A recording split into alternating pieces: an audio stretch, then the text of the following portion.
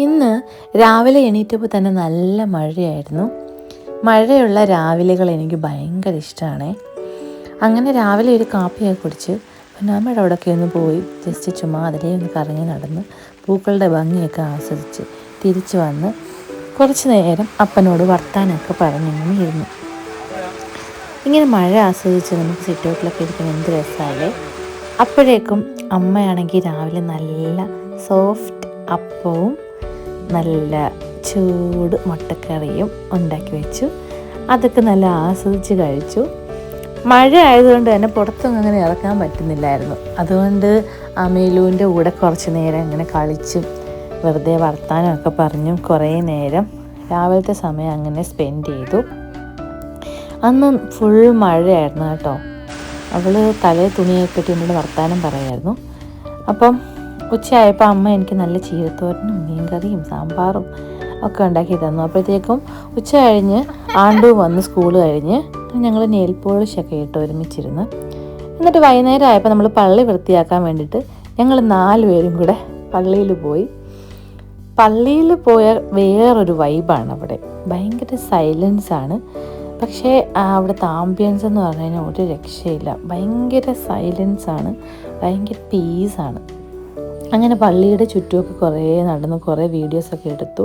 ചെറുതായിട്ട് ഫോഗ് ഇങ്ങനെ അരിച്ചിറങ്ങുന്നുണ്ടായിരുന്നു. കാരണം മഴ രാവിലെ ഫുള്ള് പെയ്തതുകൊണ്ട് ആ ഒരു നല്ല ഒരു ക്ലൈമറ്റായിരുന്നു നമ്മൾ പള്ളി പോയ സമയത്ത്.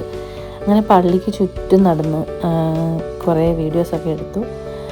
ഈ എൻ്റെ എപ്പിക്കൽ പള്ളി എന്ന് പറയുമ്പോൾ എനിക്ക് കുറേ നൊസ്റ്റാൾജികൾ ഉറങ്ങിക്കിടക്കുന്നൊരു സ്ഥലമാണ്.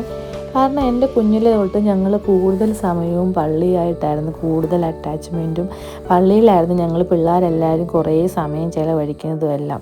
സൺഡേ സ്കൂളും BOC അങ്ങനെ കുറേ കാര്യങ്ങളുമായിട്ട് ഞങ്ങൾ പള്ളിയിൽ തന്നെയായിരുന്നു.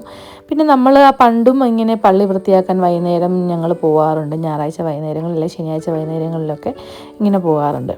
അങ്ങനെ പള്ളി പരിസരത്തിൻ്റെയും അവിടെ ഇവിടെ കൂടെ നടന്ന് കുറേ വീഡിയോസൊക്കെ എടുത്തു. അങ്ങനെ കുറച്ച് നേരം അവിടെ നിന്നപ്പോഴത്തേക്കിനും വീണ്ടും ചെറുതായിട്ട് മഴ ഇങ്ങനെ പൊടിക്കാൻ തുടങ്ങി. അപ്പോഴത്തേക്കും അമ്മ പറഞ്ഞു, എന്നാൽ ശരി നമുക്ക് മഴ ഇങ്ങനെ കൂടുന്നതിന് മുന്നേ നമുക്ക് തിരിച്ച് വീട്ടിൽ പോയേക്കാമെന്ന് പറഞ്ഞു. അതുകൊണ്ട് ഒരുപാട് നേരമൊന്നും അവിടെ നിന്നില്ല. നമ്മൾ സെമിത്തേരിയുടെ സൈഡിലൊക്കെ പോയി കുറച്ച് നേരം അവിടെയൊക്കെ നിന്നു. അവിടെ നിന്നും കുറേ വീഡിയോസൊക്കെ എടുത്തു. ജസ്റ്റ് ഇങ്ങനെ മെമ്മറീസ് സേവ് ചെയ്ത് വെക്കാൻ എനിക്ക് ഭയങ്കര ഇഷ്ടമാണ്. പിന്നെ നന്നായിട്ടതിങ്ങനെ പിക്ചറൈസ് ചെയ്ത് നമ്മൾ ഫോണിലിങ്ങനെ സൂക്ഷിച്ച് കഴിയുമ്പോൾ നമുക്ക് പിന്നീടാണെങ്കിലും എപ്പോഴെങ്കിലുമൊക്കെ എടുത്തിങ്ങനെ കാണുകയും ഇതൊക്കെ കാണുമ്പോൾ ഉള്ളൊരു സന്തോഷമുണ്ടല്ലോ, ആ ഒരു ഫീല് അതൊക്കെ കിട്ടാൻ വേണ്ടിയിട്ട് ഞാൻ നാട്ടിൽ പോകുമ്പോൾ എപ്പോഴും ഇങ്ങനെ എല്ലാം ഇങ്ങനെ വീഡിയോ ആയിട്ടും ഫോട്ടോ ആയിട്ടും ഒക്കെ നമ്മൾ ഫോണിൽ സേവ് ചെയ്ത് വയ്ക്കും. പിന്നെ മഴ കൂടുന്നതിന് മുന്നേ ഞങ്ങൾ തിരിച്ച് വീട്ടിലേക്ക് പോരുന്നു. വീട്ടിലെത്തിയപ്പോഴത്തേക്കിനും നിമ്മ ഡ്യൂട്ടി കഴിഞ്ഞിട്ട് വന്നിട്ടുണ്ടായിരുന്നു. അപ്പം ഞങ്ങൾ ചുമ്മാതെ ഇങ്ങനെ ഒന്ന് നടക്കാനിറങ്ങി എല്ലാവരും കൂടെ ജസ്റ്റ് കടയിലേക്കൊക്കെ ഒന്ന് പോകാൻ വേണ്ടിയിട്ട്. അമേലു പൊന്നാമ്മയോടൊക്കെ വർത്താനം പറഞ്ഞുകൊണ്ടാണ് നടന്നു വരുന്നത്. അമേലുവിൻ്റെ വർത്താനം കേൾക്കാൻ നല്ല രസമാണ്. അങ്ങനെ ഞങ്ങൾ ജസ്റ്റ് നടന്ന് കടയിലൊക്കെ പോയി ചെറുതായിട്ട് സാധനങ്ങളൊക്കെ മേടിക്കാൻ വേണ്ടിയിട്ട് ഞങ്ങൾ കടയിൽ പോയിക്കൊണ്ടിരിക്കുന്നതാണ് ഈ കാണുന്നത്. പിന്നെ നമ്മൾ ഗുരുമന്ദിരം വഴി ക്രോസ് ചെയ്തിട്ടാണ് നമ്മൾ പോകുന്നത്. വൈകുന്നേരം ഗുരുമന്ദിരത്തിൽ ഇങ്ങനെ പാട്ടൊക്കെ ഇടും. നമുക്കത് കേൾക്കാൻ തന്നെ ഒരു പ്രത്യേക ഒരു വൈബാണ്. 1-ാം തീയതിയൊക്കെ ആണെന്നുണ്ടെങ്കിൽ രാവിലെ നേരം വെളുക്കുമ്പോഴേ പാട്ടൊക്കെ ഇടും. അത് കേൾക്കുമ്പോൾ തന്നെ നമുക്കൊരു ഭയങ്കര നൊസ്റ്റാൾജിക് ഫീലാണ്.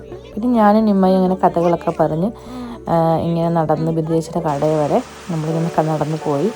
വൈകുന്നേരമൊക്കെ നല്ല മഴയായിരുന്നു ഞങ്ങൾ തിരിച്ച് വന്നപ്പോഴൊക്കെ.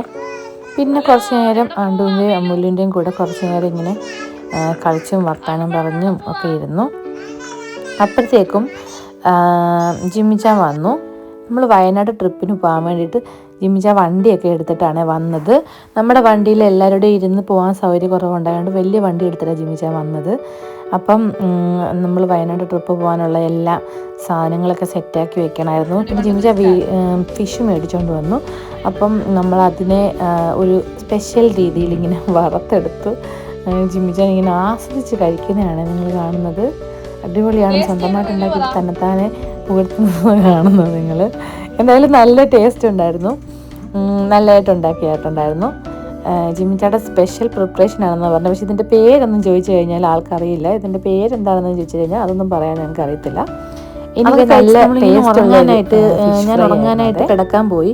അപ്പോൾ ദൂരെ നിന്ന് ഒരു കരച്ചിൽ കേൾക്കാം. കുറച്ച് നേരം കഴിഞ്ഞപ്പോൾ അമ്മയിൽ വന്നിട്ട് എൻ്റെ ഡോറിൽ മുട്ടുക, മാവി ഉറങ്ങണ്ടെന്ന് പറഞ്ഞിട്ട് എൻ്റെ കൂടെ വന്ന് പിന്നെയും കുറേ നേരം അവൾ വർത്താനമൊക്കെ പറഞ്ഞ് ഞാൻ ഉറങ്ങാൻ പോയി കഴിയുമ്പം ഇടയ്ക്കിടയ്ക്ക് വന്ന് വാതിലിൽ ഇങ്ങനെ മുട്ടും. എന്നിട്ട് നമ്മൾ ഉറങ്ങാതെ ഇരുന്നാൽ മതി, എന്തിനാ ഉറങ്ങുന്നേ എന്നൊക്കെ ചോദിച്ചുകൊണ്ട് ഇങ്ങനെ ഓരോ കൊച്ചു വർത്താനമൊക്കെ പറഞ്ഞിട്ട് വരും അവൾ.